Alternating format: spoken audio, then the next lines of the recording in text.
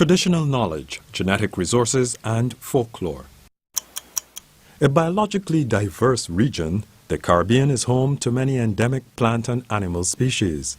Today, there is growing demand for biological or genetic resources for use in a wide variety of industries. Most people in the Caribbean have grown up on bush teas, even the wealthy medical practitioner if he's a Caribbean person. And this business of looking down on them, fortunately, is vanishing. The nutraceutical industry is a US billion-dollar industry, and it doesn't seem to be leveling off.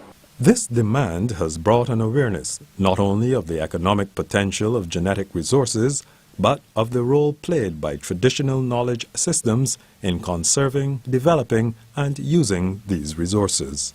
There are organizations like the Inter-American Institute for Cooperation in Agriculture, IICA, across the Caribbean and Latin America, very concerned these days about herbal medicines from the viewpoint of entrepreneurship, especially from the viewpoint of rural development, sustainable development in the rural countryside, and of course, possibilities for agricultural diversification in an age where we talk about what's happened to the banana/sugarcane industry.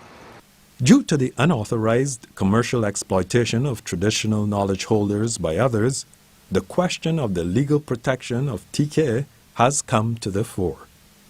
We have what is called the African Caribbean Institute of Jamaica. And several years ago, it did a study where it went and spoke to a lot of persons who have since died and got information captured in oral form and in written form in terms of some of this traditional knowledge. And during that process also sensitize persons to the fact that, listen,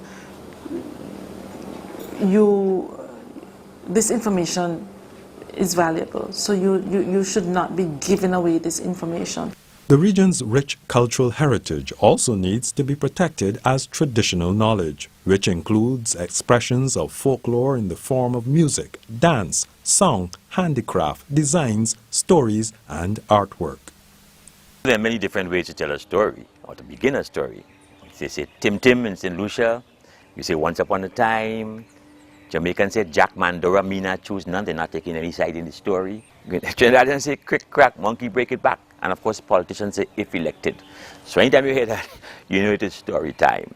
I think in the early days we always understood that even as storytellers, you have to give credit where credit is due, right? So if you use somebody's story, you would say this story is from Africa, it is from somewhere, it's not yours. At least you admit that. You may not even give credit to where the story came from.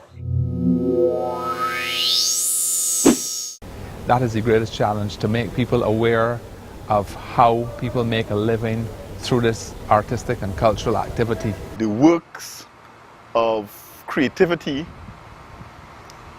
are becoming more important and need to be better documented, and countries need to be better positioned in terms of developing a strategy for these sectors, as they do for other sectors of the economy. We have perhaps the second largest biological diversity in plants in the world.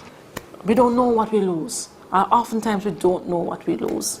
Beyond any question that we have tremendous creativity here in the Caribbean. All we need to do is to find a way to bring it out.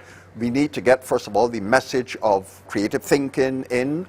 We need to get in the skills and the techniques for invention, innovation, problem solving. And hand in hand with that, we need to start a whole educational program on intellectual property. There is creativity bubbling out of the Caribbean region. What we need now is a way to harness it, to commercialize it, to protect it, and to manage it.